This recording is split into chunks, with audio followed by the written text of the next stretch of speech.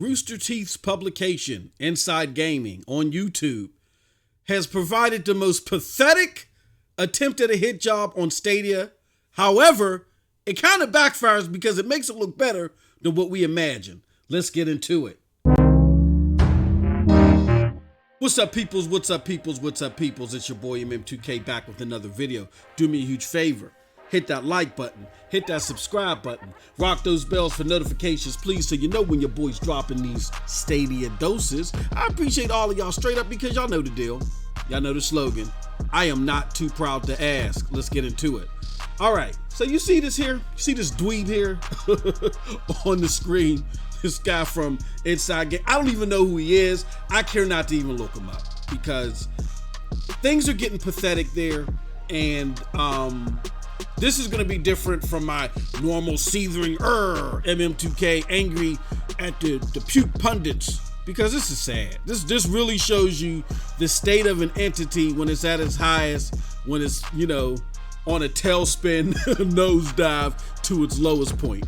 They're like a Wile E. Coyote trying to get the Roadrunner, and then they end up falling off the cliff and getting hit by the anvil them damn selves. So what's happening? Let me stop rambling here. So Inside Gaming, which is known for their flame-throwing ways, I used to subscribe to them because way back in the day, I was a fan of Rooster Teeth, but about a year or so ago, even before I even knew what Stadia was in retail, in its retail version, I had to let them go. I had to let them go because their stuff was just getting too ridiculous. They dropped a video that someone had brought to my attention because they know that I cover Stadia. That is beyond borderline pathetic. It's well beyond pathetic. It's far more pathetic than anything that we've seen from Tom Warren. It's not even slick in its attempt like what we've seen from Paul Tassi, and then from the other idiotic thumbnails that we see with the people's mouth opens and the half of the Stadia controller through the TV screen and all their bombastic outrage and lies and stuff. This goes beyond the pale, right? And it's to the point to where it's not even a good enough attempt to make you angry, but you can't even laugh at it. It's sad. All right. So here's what happened. All right. So they did a video talking about Stadia, and there's two things that they said in regards to Stadia that relate to what they describe as Stadia losing its player base, as you see here in the description. And they start off with all these corny hangover puns and trying to be funny in ways that they're not, like they're like prior casts of the show. I don't know what happened to them, but Jesus, get them back. And the first thing that they mention is they say that proof that Stadia is falling behind in its player base is an article from pocketgamer.biz. And in this article, it's dated January 15th, 2020. And it says, according to Sensor Tower data from November 5th of 2019 to January 13th of 2020, the mobile app of Stadia, which is downloaded by those that purchase Stadia or have Stadia in some form and are interested in purchasing the games or setting up some of the global settings, that it's accumulated 550,000 installs. Okay. And it's worth noting that while Stadia launched on November 19th, the Google Play app was made available November 5th. So that's why they're carrying that data all the way from the 5th. And that it said when it comes down to how many installs were across each store, Google Play heavily dominated with 409,000 and another 141,000 were in the App Store. I guess that's the Apple Store. I'm not sure.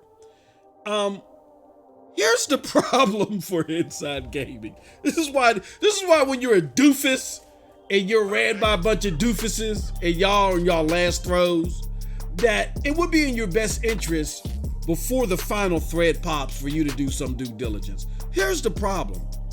A few days prior to them dropping this video, there was a lot of back and forth on the internet about did Google Stadia even have 100,000 installs, because people were going to the Google Play app and basing it off of that, because it didn't show that they had quite hit 500,000 from what we could see. And people like me and my friend Duncan, also known as @1to-escape on Twitter, and he works with Stadia Source, we were going back and forth trying to comb over data, and he was, more or less it was him, providing his expertise. And so we had both surmised that there may have been 500,000 active users or close to it, and maybe 200,000 people that are concurrent, right? But this actually shows that it's better than what we thought, because that's problem number one. When we were debating 100,000 installs altogether, this makes it look better because it's 500,000 installs, 550,000 installs. And the crazy thing is that I believe around December, you no longer needed the app in order to even play Google Stadia. So if you wanted to, if somebody gave you a buddy pass per se, and you went on Chrome, you can activate everything yourself via Chrome. Look here, I'm gonna show you here. I'm going on the store. All the stuff that's available on the store is now available via purchase. And so if I wanted to buy Assassin's Creed Odyssey, I can buy it directly from the web. Also, as far as my global settings are concerned, if I wanted to change my global Stadia settings, I can do it from here, the web. So the fact that people needed to use their phones in the first place caused a lot of ire and sucking of the teeth. And Google made that necessity never was when they made updates so where you could do it from the browser. So of course, if I can do it from the browser, I'm not doing it from the damn phone. So that's common sense thing number one. And common sense thing number two is, again, do some due diligence. Look at the internet before you post stupid stuff, because you would find out that you're actually cutting off your nose to spite your face by making this platform that you're trying to make fun of look better than what it actually, what people actually had perceived. So, kudos to you. Thank you for making MM2K's job a lot easier. You know what I'm saying? Also with that, they use this pathetic litmus that we've smacked down 1,000 times. It's apparent that these people are not doing their homework. They use this pathetic litmus that was debunked. We debunked this all the way in December when Tom Warren, tried it.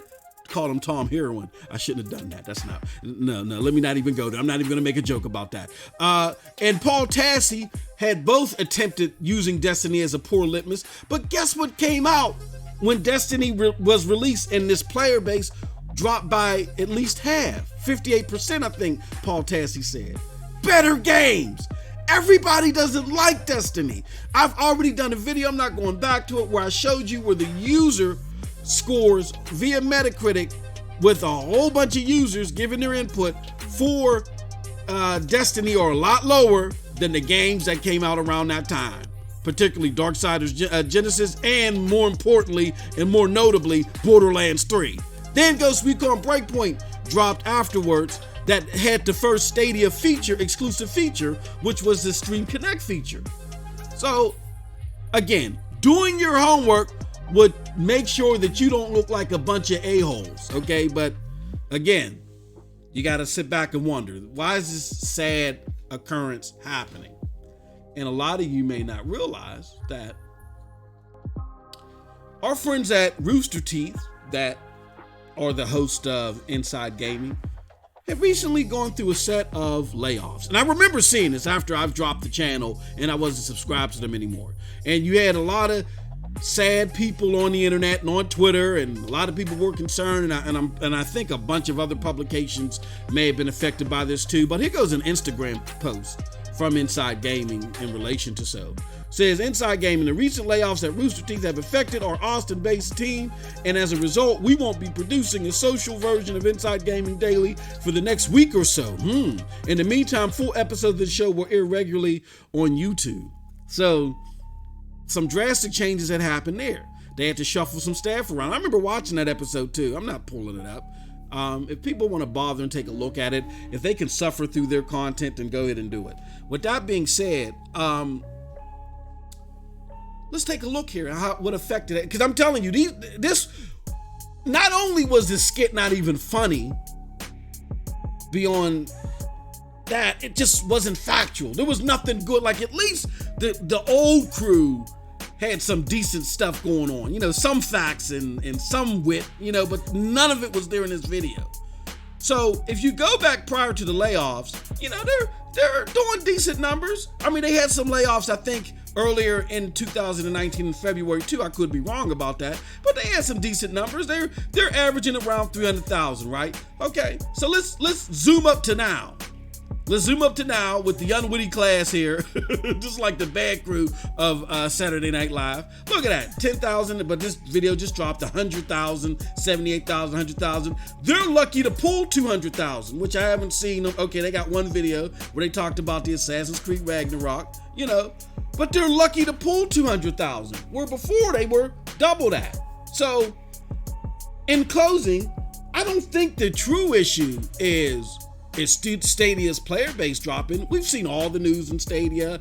They're getting 10 exclusives the first half of the year, 120 games coming, and then you got some publications that stopped all of their hate, and now they're doing more popular things. Or they're just being quiet, which I think Google would prefer. If you have nothing nice to say, don't say nothing at all. With that being said, and the people at Inside Gaming relate to the game. And then it was just sad watching this video. They're doing a Manscaped commercial in the middle of it, talking about nicking nads, and it was just pathetic. It was pathetic and sad. But with all that being said, again, back to the point. What the true question is Stadia's player base dropping off having an impact? It would be, rather, has the drop off at Inside Gaming had an impact? And to that, I will say an emphatic, hell yeah! This is pathetic. Even for Inside Gaming. But if y'all can, I'm gonna leave a link to the video. Normally I would say we can't support this. I'm gonna leave a link in the video.